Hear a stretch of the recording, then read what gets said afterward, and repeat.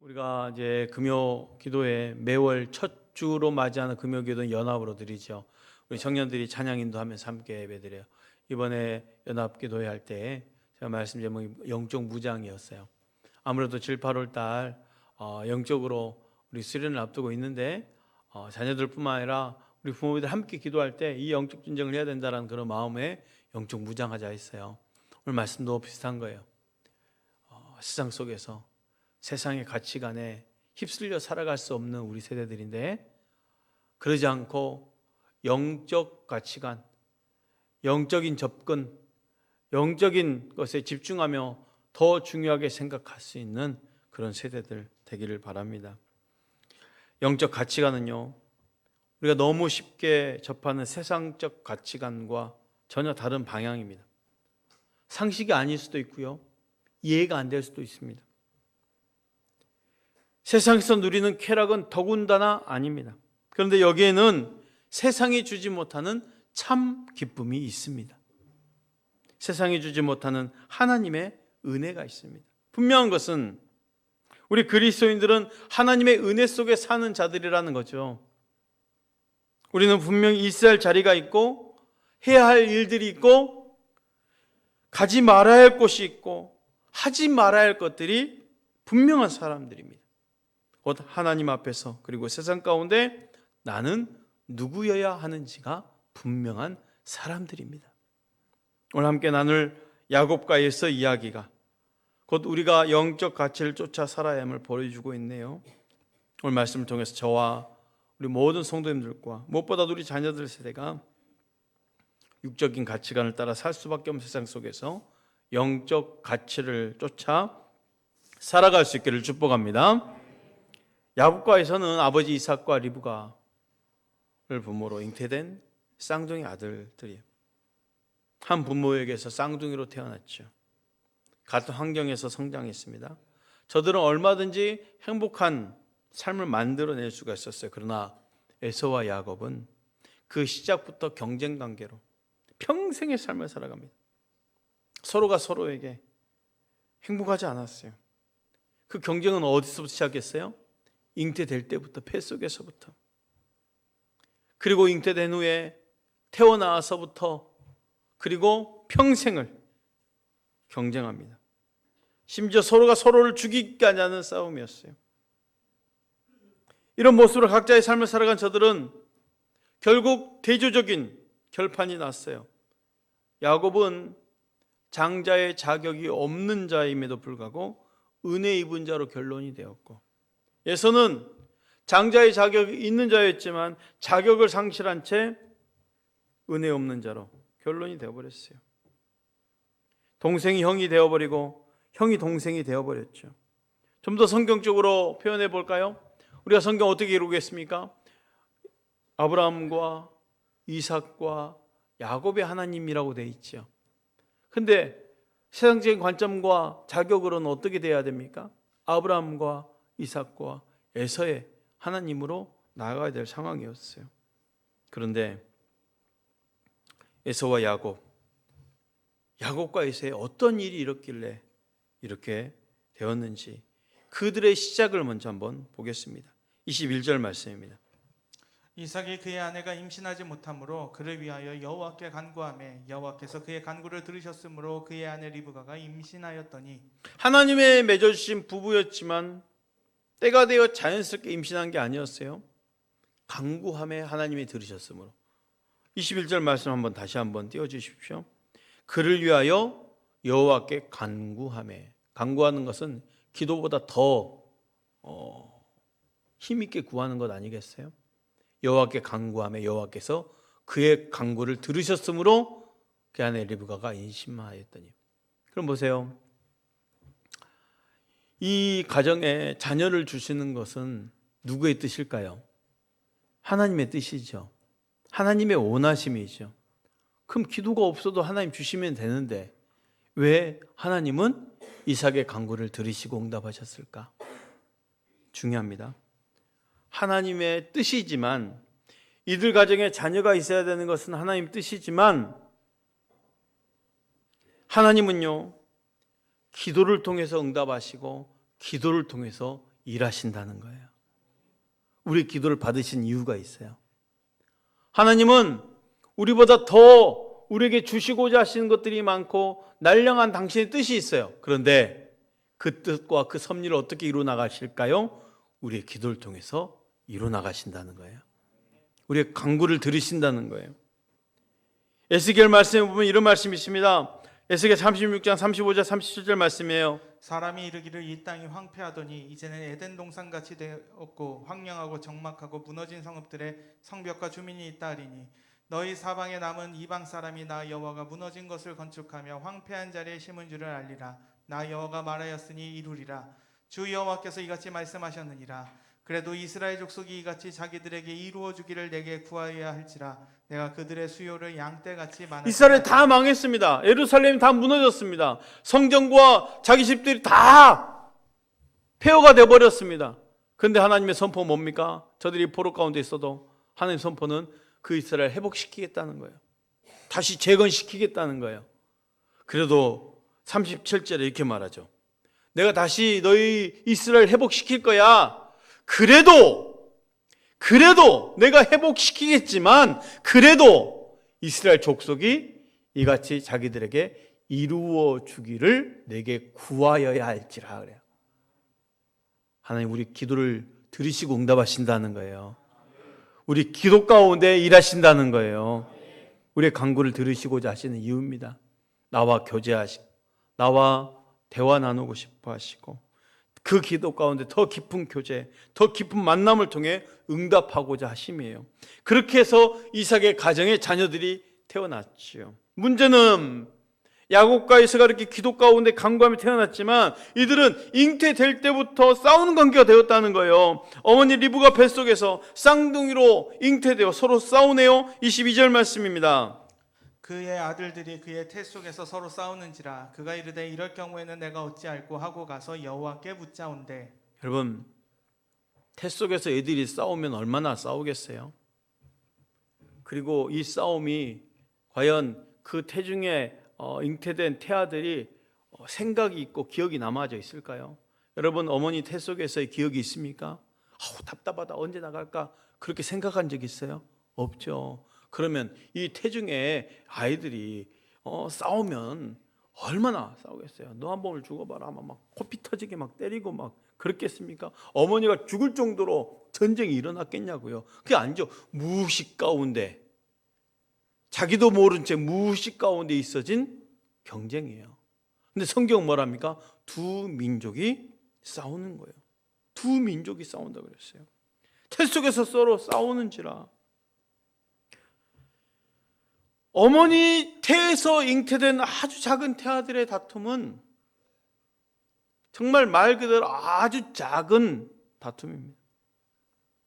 의식이 있는 채로 싸우는 것이 아니니 무의식 가운데 있는 싸움이에요. 그런데 이 작은 싸움이 자신들의 미래를 향한 처절한 싸움이었다는 거예요.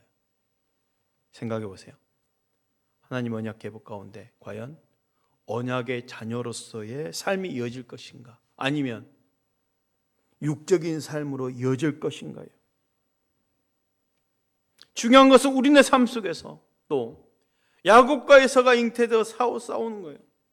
내 삶 속에서는 야곱과 에서가 경쟁하며 싸우는 거예요. 오직 하나님의 은혜로 영적인 것을 추구하는 야곱으로의 삶인가, 육적인 것을 추구하며 은혜가 아니어도 되는 에서의 삶인가. 모든 그리스도인들이 감당해야 될 영과 육의 싸움이에요. 태생적으로 영과 육은 함께 잉태됩니다. 그리고 함께 잉태되지만 공존할 수가 없어요. 육은 영을 대적하고 영은 육을 대적합니다. 공존할 수 없게 결국 육이 이기는가 영이 이기는가예요. 이 싸움 앞에 바울의 고백이 있죠. 로마 7장 21절 24절 말씀. 그러므로 내가 한 법을 깨달았노니 곧 선을 행하기 원하는 나에게 악이 함께 자 있는 보세요. 것이다. 선을 행하는 일 원하는 나에게 내 속에 뭐가 함께 있었다는 거예요? 악이 있었다는 거예요. 바울도 하나님의 일을 하게 선교하면서 그렇게 열심히 선을 행하기로 하는데 내 속에 악이 있는 걸 안다는 거예요. 자기도 그 육적인 것을 추구하고자 하는 마음이 있다는 걸 안 가요. 그래서 내 속에 그게 싸우는 거예요. 처절하게 싸우는 거예요. 영과 육의 싸움입니다. 야곱과 에서가 내 안에서 나를 두고 서로 줄다리 가는 것 같이 그 태중의 뱃속에 두 아이가 잉태된 거예요. 사랑하는 성도 여러분, 야곱의 길을 갑니까? 에사의 길을 갑니까? 어떤 면에서는 이겨내고 있고 어떤 면에서는 양보하고 있습니까? 분명한 것은요, 정말 별것 아니다 싶은데 그 싸움이요, 그 정말 작은 싸움이 내 앞으로의 삶의 미래를 결정하게 된다는 사실이에요. 생각해 보세요. 우리 신앙생활 지키고 믿음생활 하는데 정말 별거 아닌 거 결정할 때 많아요. 이 정도 양보가 되겠지. 이 정도는 안 해도 되겠지. 그래, 내가 이건 조금 하자. 내가 교회 다녀도 이 정도는 되잖아. 그 양보하는 작은 싸움이요, 내 삶의 미래를 결정할 수 있는 큰 거라는 거예요. 그 태중의 작은 태아들이 자기도 알지 못한 의식 가운데, 무의식 가운데 다툼이 있어졌는데 그 다툼은요, 나중에 자기들의 삶을 결정하는 아주 큰 일이었다는 거예요. 그러니 우리의 작은 싸움이 결코 작은 싸움이 아니지요. 내 미래가 하나님의 축복이기 위해서는요, 저절로 되어지지 않습니다. 처절한 영적 싸움이 있는 거예요. 천국은 침노한 자의 것이라고 그랬어요. 천국도 신앙도 믿음도 지키는 것이 절대 양보할 수 없는 처절한 싸움입니다. 결론은 야곱은 은혜 입은 자 되었고 에서는 그 은혜 상실한 자 되었어요. 그래, 태중에서의 이 아이들이 처음의 싸움은 무의식 가운데 싸움이었습니다. 하지만 태어나면서부터 의식 가운데 있는 싸움이 시작돼요. 의식적인 싸움에 앞서 저들이 어떤 자였음을 알려주네요. 27절 말씀입니다. 우리 함께 읽어볼까요? 27절 시작. 그 아이들이 장성함에 에서는 익숙한 사냥꾼이었으므로 들 사람이 되고 야곱은 조용한 사람이었으므로 장막에 거주하니. 각자 에서와 야곱이 어떤 사람인지 알려주네요. 에서는 어떤 사람이라고 말합니까? 여러분이 말씀해 주세요. 에서는 어떤 사람이에요?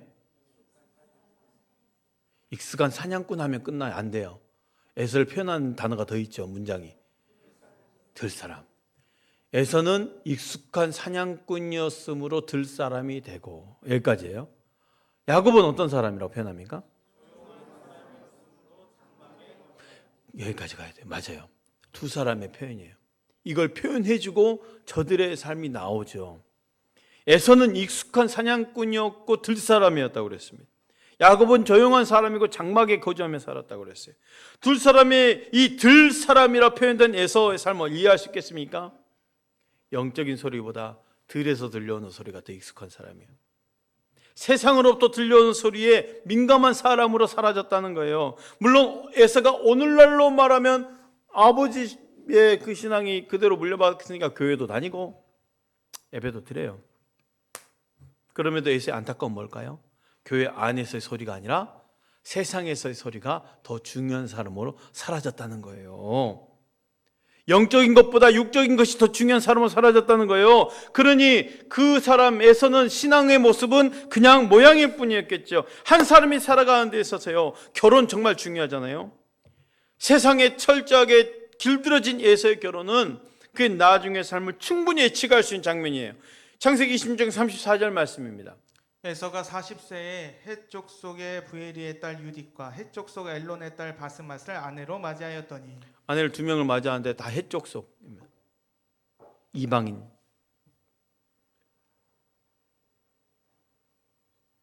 두 여인 모두 하나님을 모르는 이방 여자입니다.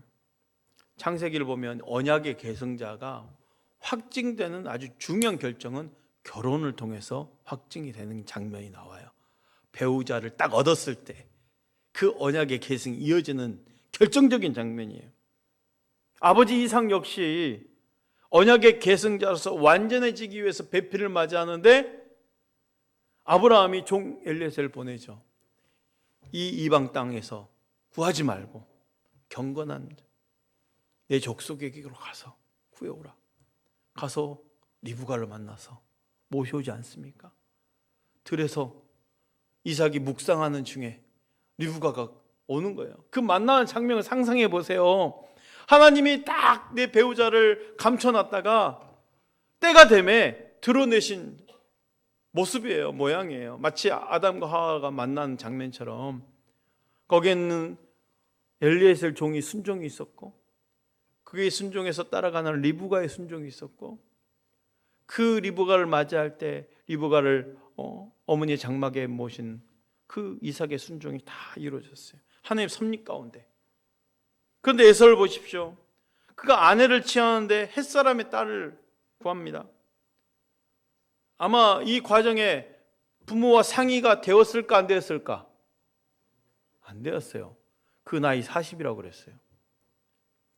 모르겠어요. 40이 먹을 때까지 아버지 이삭이 아직 결혼 준비도 안 시켜주는 그 방관했던 이삭의 잘못된 점도 있지만, 우리가 충분히 유추해 보면은 40 정도 되면 집안에 있는 사람이겠습니까? 어느 정도 독립해서 자기 삶과 생애를 영위하고 있는 사람이겠죠. 본인 알아서 막 생활하고 이제 함부로 할 수 없는 그런 독립적인 삶 가운데 뭐 아내를 구하는데 부모랑 상의했겠어요? 상황을 보니까 없겠죠. 상당히 독립해서 자기의 생을 영위하고 있는 그 성향 자체가 들사람이라고 그랬잖아요. 독립적이고 활동적이고 에서의 삶을 감히 부모가 간섭할 수 없는 거예요. 또한 장자이기 때문에 자기 판단과 자기 생각대로 행동하고 이를 결정한 거예요. 아버지와 상의할 필요도 없었고 아버지 지시를 받을 필요를 느끼지 못했을 거예요. 그렇게 스스로 아버지 언약의 축복에서 벗어난 길을 가는 거예요. 이방의 족속과 하나같이 되어버리고 말았네요. 이 행동이 아버지 어머니의 마음이 어떻게 됐을까요? 35절 이렇게 나옵니다. 그들이 이삭과 리브가의 마음에 근심이 되었더라. 그 결혼은 근심이 되었어요. 안타깝게도 에서의 결혼은 부모의 축복이 아니라 근심이 되었어요.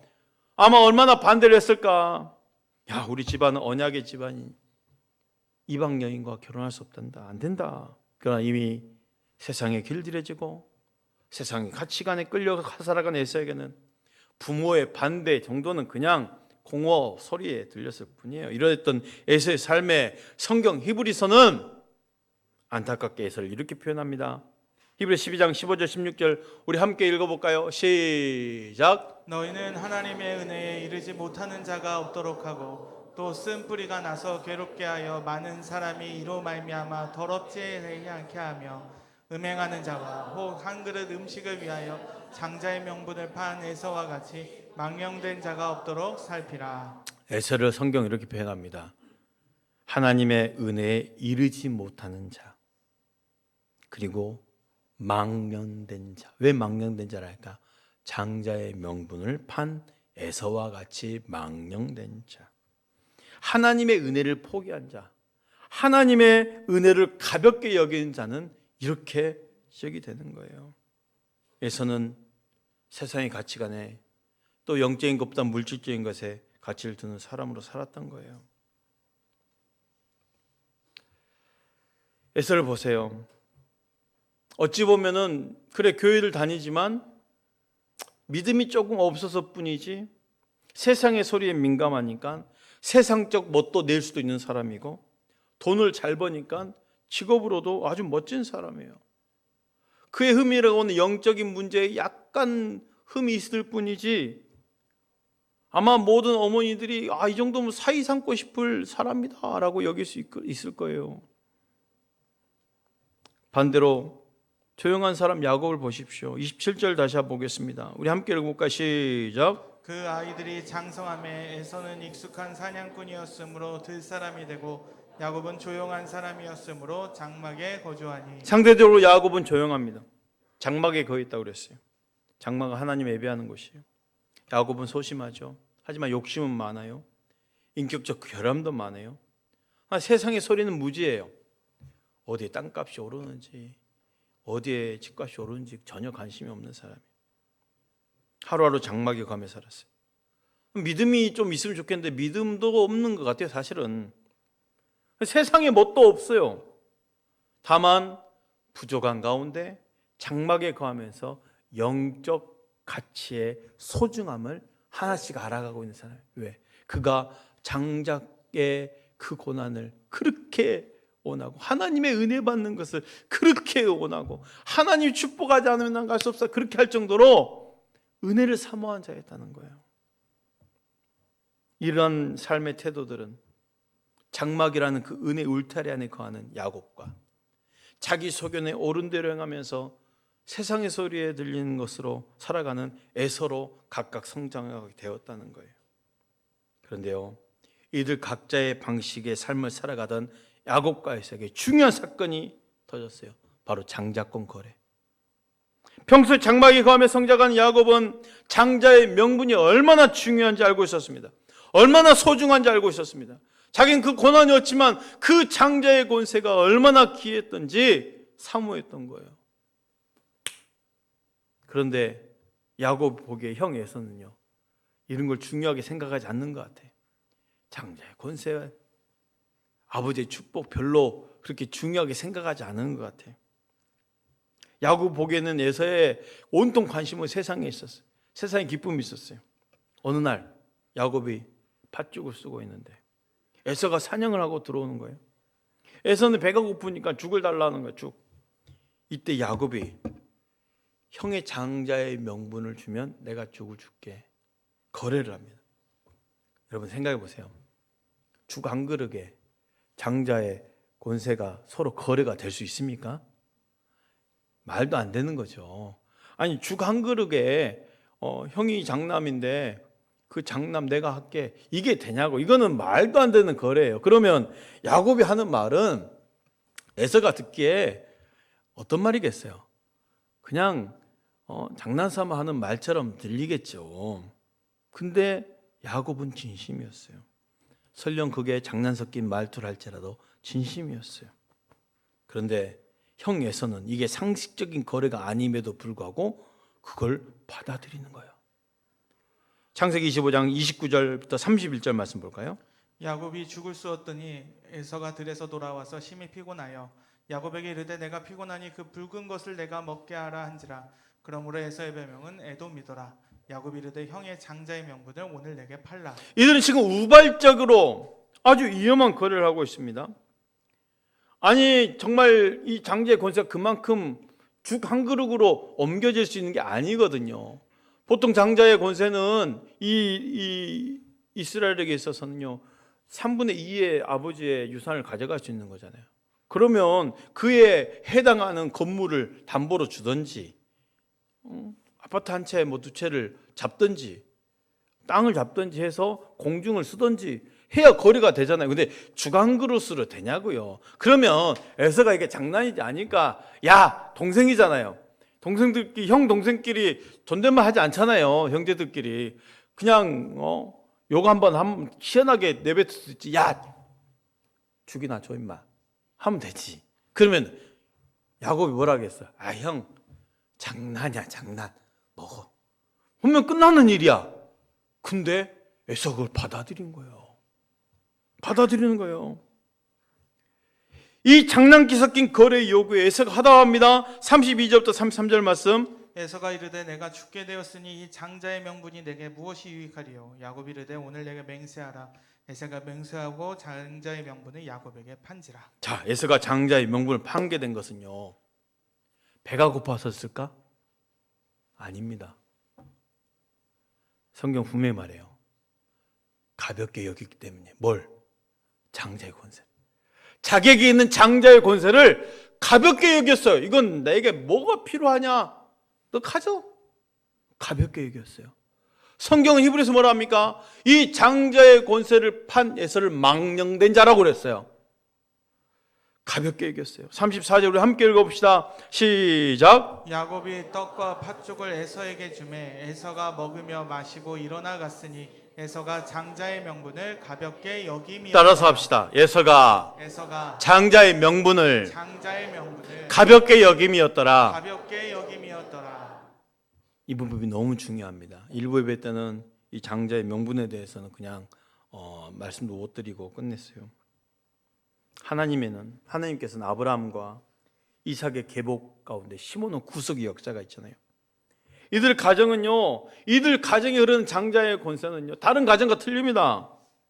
그저 유산을 더 가져가나 덜 가져가는 거 아니에요. 이들 가정에 하나님의 구속 역사 속에서 이들 가정의 장자의 권세는 영적 축복이에요. 지금을 살고 있는 우리 모두의 영적 축복이 뭡니까? 바로 장자의 권세예요. 사실 말씀 볼까요? 하나님께서 출애굽 이스라엘 백성들을 향한 모세를 통해서 명하신 말씀이었어요. 출애굽기 4장 22절 23절 말씀입니다. 너는 바로에게 이르기를 여호와의 말씀에 이스라엘은 내 아들 내 장자라. 내가 내게 이르기를 내 아들을 보내주어 나를 섬기게 하라 하여도 내가 보내주기를 거절하니 내가 내 아들 내 장자를 죽이리라 하셨다. 하나님은 이스라엘 전체를 내 아들 내 장자라 그랬어요. 그럼 가정 다 몇 명이 떠보면 이 사람은 차남이고 이 사람은 삼남이고 이 사람은 여자인데 뭐 장남이라고 할까? 그런데 하나님 이스라엘 전체를 내 아들 내 장자라 그랬어요. 이스라엘 전체를 내 장자를 안 보내니 바로에게 뭐라 합니까? 너 아들 너 장자를 죽이리라. 왜? 너가 내 장자를 안 보내니까. 율법 아래에 있는 이스라엘 백성들이 하나님의 아들 장자라면 복음 아래에 있는 우리 모두는 하나님의 자녀들, 하나님의 장자임을 믿으시길 바랍니다. 확신하십시오. 하나님의 애굽 땅에 있는 하나님의 아들 곧 당신의 장자들을 왜 내보내라 하셨어요? 내 아들을 보내 나를 섬기게 하라. 하나님을 섬기기 위해서 장자 삼으셨어요. 그런데 보내지 않으니 애굽의 10번째 재앙 장자의 죽음이 임하죠. 그런데 이스라엘 백성들 어떻게 구원받습니까? 어린 양의 피를 좌우 설주에 발라서 그곳에 재앙이 내리지 않고 넘어가리니 하랬어요. 한마디로 어린 양 예수, 이 어린 양의 피 안에 있으면 구원을 받는다는 거예요. 출애굽기 22장 13절 내가 애굽 땅을 칠 때 그 피가 너희가 사는 집에 있어서 너희를 위하여 표적이 될지라. 내가 피를 볼 때에 너희를 넘어가리니 재앙이 너희에게 내려 멸하지 아니하리라. 잘 보세요. 구약의 그림자죠. 예수 그리스도의 그림자. 어린 양의 피는 하나님의 아들 곧 하나님의 장자들을 위한 피였어요. 이스라엘 내 아들 내 장자로 그랬잖아요. 그 어린 양의 피를 발라놓은 그 집안에 있는 이스라엘 백성들 내 아들 내 장자가 다 죽음이 넘어간 거예요. 구원받은 거예요. 그 보혈 안에 있는 자들은 다 하나님의 장자들을 위한 피였어요. 그 어린 양의 피는 장차 오실 예수 그리스도의 십자가 보혈로 완성됐어요. 예수 그리스도의 피 안에서 구원받은 우리 모두는 하나님의 장자인 것입니다. 그래 보세요. 저 하늘에 기록된 장자들의 모임이 있네요. 히브리서 12장 22절 3절 말씀. 그러나 너희가 이른 곳은 시온산과 살아계신 하나님의 도성인 하늘의 예루살렘과 천만 천사와 하늘에 기록된 장자들의 모임과 교회와 만민의 심판자이신 하나님과 및 온전하게 된 의인의 영들과 따라합시다. 하늘에 기록된 장자들의 모임과 믿으십니까? 여기 하늘에 깃들은 장자들의 모임 천사는 아니에요. 그 천문 천사가 이미 기록되어 있잖아요. 22절에 하늘에 기록된 장자들의 모임은 곧 구원받은 하나님의 자녀들이에요. 우리 모두 하나님의 자녀요 장자임을 믿으시길 바랍니다. 하나님의 장자는 천국을 상속받는 상속자예요. 장자가 상속받잖아요. 하늘나라에 상속받는 상속자예요. 마태복음 8장 11절 우리 함께 읽습니다. 시작. 또 너희에게 이르노니 동서로부터 아는 사람이 이르러 아브라함과 이삭과 야곱과 함께 천국에 앉으려니와. 로마서 8장 17절 말씀 시작. 자녀이면 또한 상속자 곧 하나님의 상속자요 그리스도와 함께한 상속자니 우리가 그와 함께 영광을 받기 위하여 고난도 함께 받아야 할 것이니라. 사랑하는 성도들, 우리 모든 하나님의 자녀를 믿으십니까? 하나님 자녀에게 자동적으로 주어지는 것이 하나님의 것을 상속받는 것임을 믿으시길 바랍니다. 왜 상속받을 수 있을까? 우리의 신분이 맏아들이기 때문이에요. 성경 분명히 말합니다. 로마서 8장 29절 말씀 함께 읽습니다. 시작. 하나님이 미리 하신 자들을 또한 그 아들의 형상을 본받게 하기 위하여 미리 정하셨으니 이는 그로 많은 형제 중에 맏아들이 되게 하려 하심이니라. 맏아들 만드셨어요. 우리의 신분이 그리스도와 동일한 하나님의 장자 맏아들인 거예요. 상속해 주시려고. 예수는요 이 장자의 명분을 가볍게 여겼어요. 그래서 망령된 자가 된 거예요. 하나님의 은혜를 버린. 사랑하는 성도 여러분, 내가 가난하게 믿음 없이 살 수 있다, 내가 가난하게 믿음으로 살기가 참 어렵다라고 하시면 안 됩니다. 내가 가진 것 많아도 그러니 믿음 없이도 살만하다 해서도 안 되는 거죠. 몸이 약해서, 시간이 많아서, 기도를 하지 못하면 그건 핑계죠.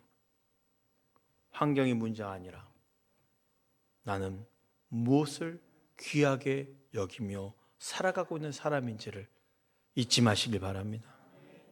사람은요, 영적인 것과 육적인 것 두 마음을 다 만족시킬 수 없습니다.